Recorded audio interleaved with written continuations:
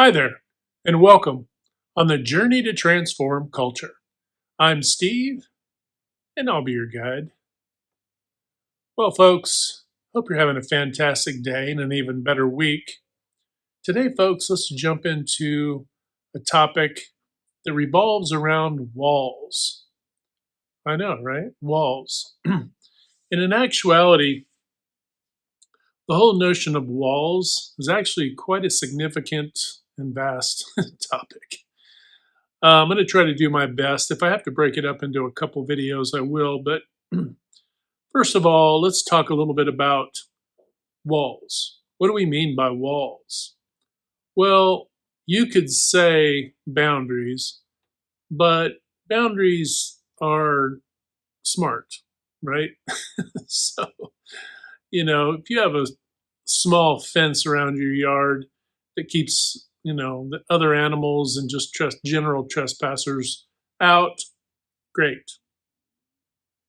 But walls, think of giant walls, right? Almost like you're within your own little city, within yourself, within your own person. But you've created all these walls. But these walls keep people out, right? You've so ostracized yourself from others, and typically the genesis of creating these walls is because of, usually because as a result of, pardon me, as a result of, could be potential traumas or betrayals and these sorts of things. But sometimes it's just fear, right? Ultimately, all of it comes down to fear. You may have experienced something not so great in the past, right? But now you've built up these walls because, by goodness, nobody is going to do that again, right? Which, in the general sense, yes, you want to have an awareness and have a boundary to certain things. You don't need to invite toxicity in, of course. But walls go beyond that.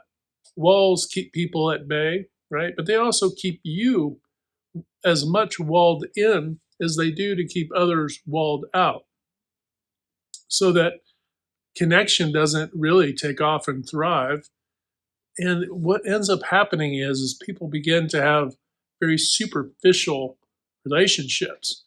And it doesn't matter if we're talking about organizations, as we often jump in talking about, or whether we're talking about friends, family, civic organizations, clubs, organizations, all those kinds of things too, extracurricular organizations, politics, all of these things, right? It ends up what we end up creating all these walls to wall others out. And it's almost we're doing it to divide. We're dividing, and then because what's happening is that because we have a fear, you know, rational or irrational, because there is a fear in general, it's just easier for me to have all these walls. Now, from a physical sense, you could make a case for having walls, right? But when it comes to engaging with others on an emotional level, having walls doesn't help anyone. It doesn't allow you to grow, to gain other perspectives from others, uh, because what it also ends up doing is it makes us very linear in our approach. Instead of seeing things through multiple lenses, right, through different perspectives, and then coming to kind of a conclusion, right? So it would be essentially like getting data, right? So you might have, hey, I'm going to take 10 samples of something, and so that I can see what the actual thing is, and so just like collecting data, perspectives is just another form of collecting data, and then because of once you've begun to do put these walls in place, and it could be around your heart, your emotions, it could be around you know your life in general, but once you start doing that, then you start to do it more and more, and then you start to shut down or cut people away and that sort of thing, right? Now we're not talking about toxicity or you know the very worst of the narcissists who are just pervasive and awful, right? One wouldn't argue with that, right? That is essentially like having a rabid dog running down your road. That justifies having that fence right there. If anything, that's probably the primary and only thing that really justifies the fence, right? So, so that isn't the question. That's obvious. And typically everybody knows about the rabid dog or is aware of it, wherever it lay in society or in culture. But that's those are one-offs, right? We're talking probably less than 10% or no more than 10% of the population. Now that's still a lot, no doubt about that. But all that being said is that that is different when we're talking about, physical boundaries versus emotional ones, right? You can be around a narcissist and not play their game, right? Not being pulled in emotionally. But that, that's the difference between having boundaries and awareness and some discernment and putting walls up and being afraid of everybody. Because if you put a wall up in response to the extremes, you're still cutting out the other 90% of life in the world, right? Those people who need you. And not unlike puzzle pieces, we're all necessary to the puzzle. We all are valuable pieces that complete the picture. So I think you understand kind of the general gist about walls, right? But the other element about the walls is it also we can put ourselves behind walls, say in an organizational setting, when we shut ourselves off and don't speak up. Or if we do that to others, hopefully we're not doing that to others, right? Don't do that. But we don't want to do it to ourselves either. If we don't feel like we can express ourselves or express, or be genuine, then we are essentially creating walls. We're walling ourselves in. And when we wall our emotions off, then it creates a whole bunch of havoc health wise. There's all kinds of things that go on with the brain and the body that don't lead to good outcomes for our health. And those things, essentially, it'd be like having a stress that you're not being able to work out or communicate or they say exercise, sleep, exercise, and all the rest is a good thing for stress relief, right? No different if you were feeling, you know, I guess you could say if you were just kind of told to shut up and color, as we used to hear it called. If you were just told to shut up and color, and people just shut you down from, say, childhood or in your developing years and so on, and you were conditioned in such a way, now your entire existence has been based on that. Well, I better be quiet because what I have to say isn't important. You start also to minimize yourself. So it becomes super easy. You don't have to build these high walls. Small walls really is enough for somebody who's already imprisoned themselves within their own emotions and they feel like they can't express themselves and communicate, right? And speak about what's important. Now, we're all human beings and we've all gone through this. Sometimes it's couched as, well, I don't want to hurt somebody's feelings. And that's true. Who hasn't done that with a family, if a relative or a close friend where you want to be, being candid can butt right up against, hurting somebody's feelings. You know that could be the outcome, right? So you might refrain, or you might do a little bit of a tap dance around the topic or that sort of thing, right? So don't get me wrong. What we're talking about here isn't simple. It isn't, well, Steve has the answer. No. But we have to be aware of the fact that we are putting up these walls, right? Walling ourselves in. And we're also doing these walls if we're not addressing hurts in the past, right? So if you were raised, coming up in your youth and you had traumas and betrayals and all these things up through your development years and so on, those are unaddressed now, right? But now you're having, difficulties. Well, those situations, if you aren't able to express that or if you're being gaslit by others who experienced it but try to minimize. So you might see this in a scenario where the parents were oppressive or maybe narcissistic, right? Where if those parents were narcissistic and they were gaslighting the children, well, those children have been conditioned to grow up not only to go along to get along because they don't want to be gaslit.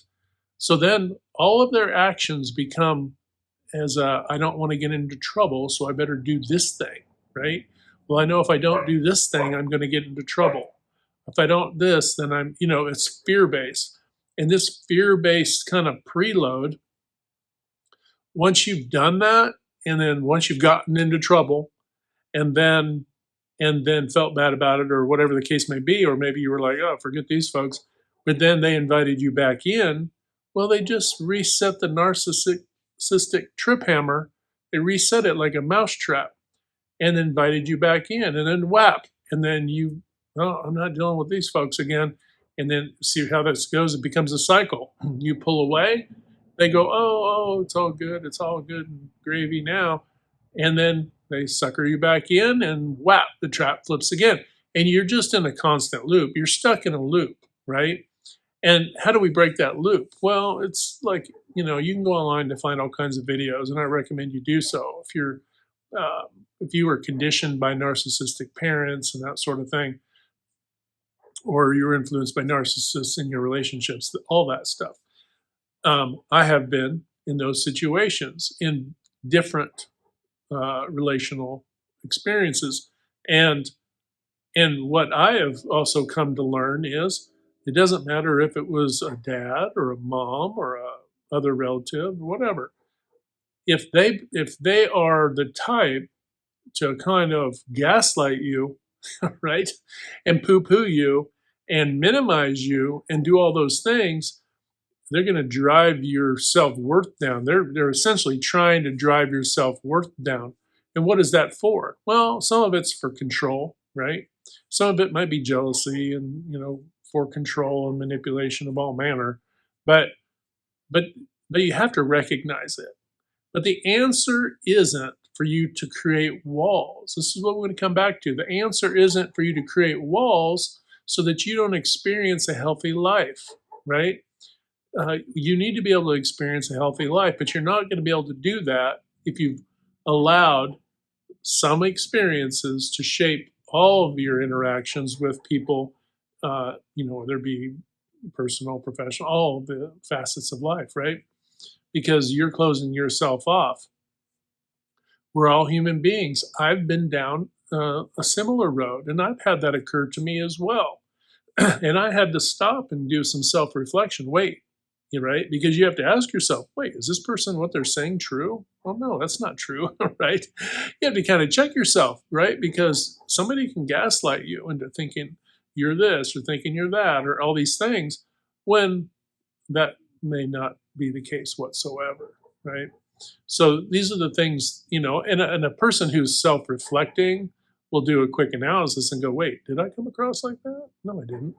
Somebody may gaslight how you came across, but it is only them gaslighting you. Nobody else even has that opinion, right? So somebody gaslighting you can dupe you into thinking that, you offended somebody when you never did as well, right? So these are the things that you want to be cautious about. But the wall scenario, when we wall off our emotions and we feel like we can't express ourselves, and maybe we feel gaslit or maybe made to shut up or just to go along to get along and not speak up, when all those things are happening, it affects our health, our mental health, our physical health. It affects our relationships. It affects our ability to be productive. It affects our ability to enjoy life. It affects every facet and invites, disease. It invites illness and sickness into us if we, A, believe some of that, gaslighting stuff, or A, believe that, B, are doing it to ourselves. You can gaslight yourself into thinking, oh, well, I'm not good enough. Well, I'm here to tell you, you are good enough, okay? If somebody says, oh, I'm not good enough, that's just somebody who's trying to gaslight you into feeling bad, like you're projecting onto them.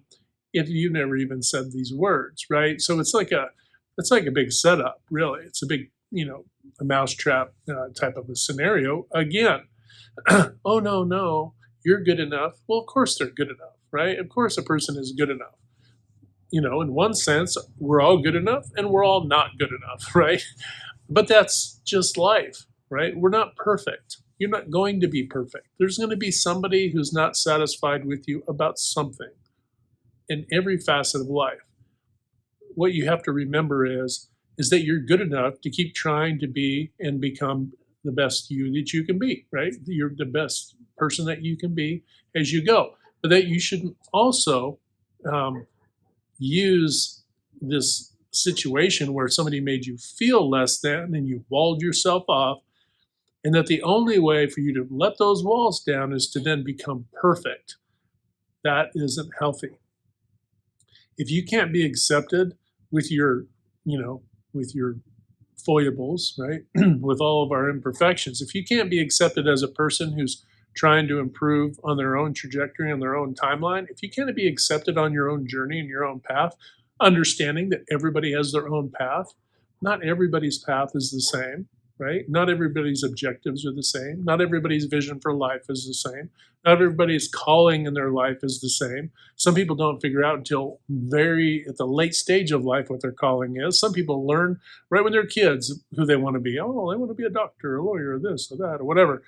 And they have realized their calling. And then, of course, all people get fooled about what their calling is, right? There's what we're good at, but then there's what your calling is, right? So, so these things morph and change too, and can. And so these are things we have to see life as an experiential thing.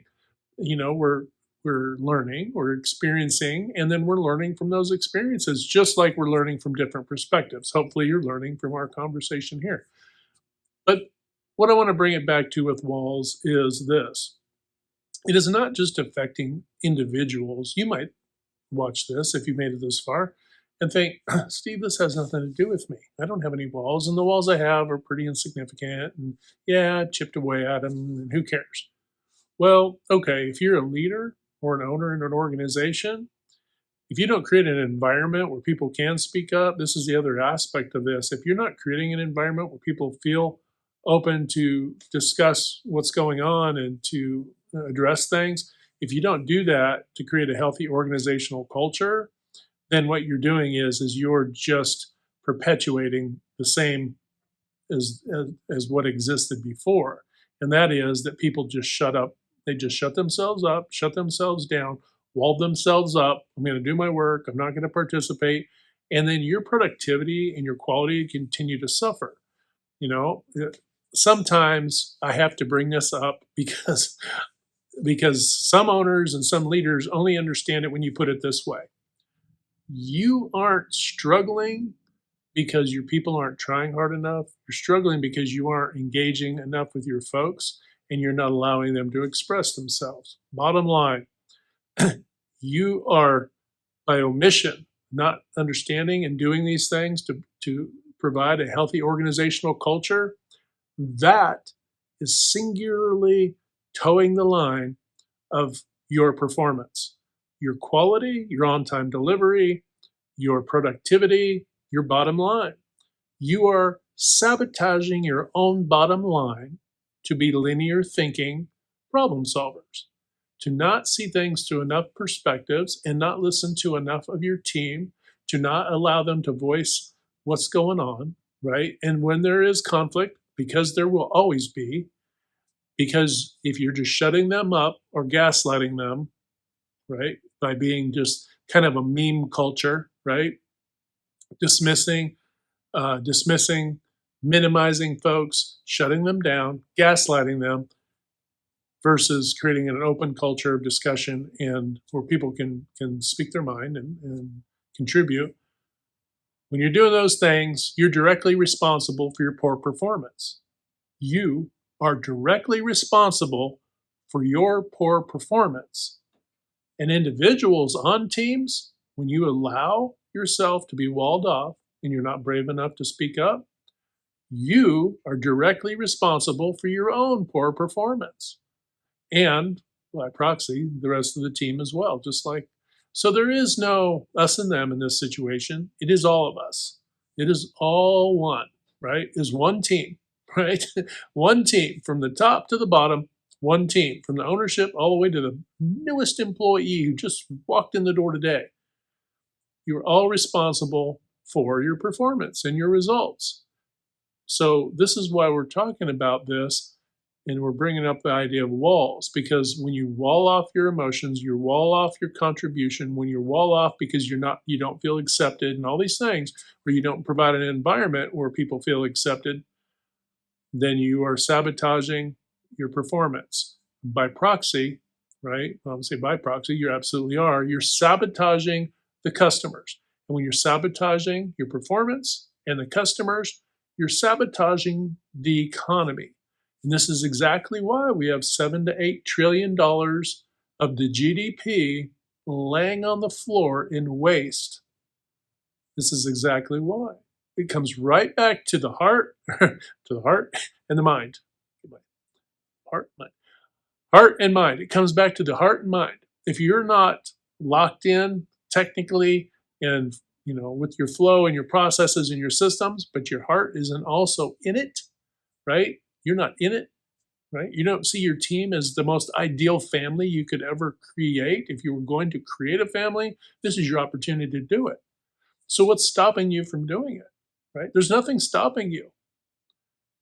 What's stopping you is walls. You're putting up a wall of a limitation.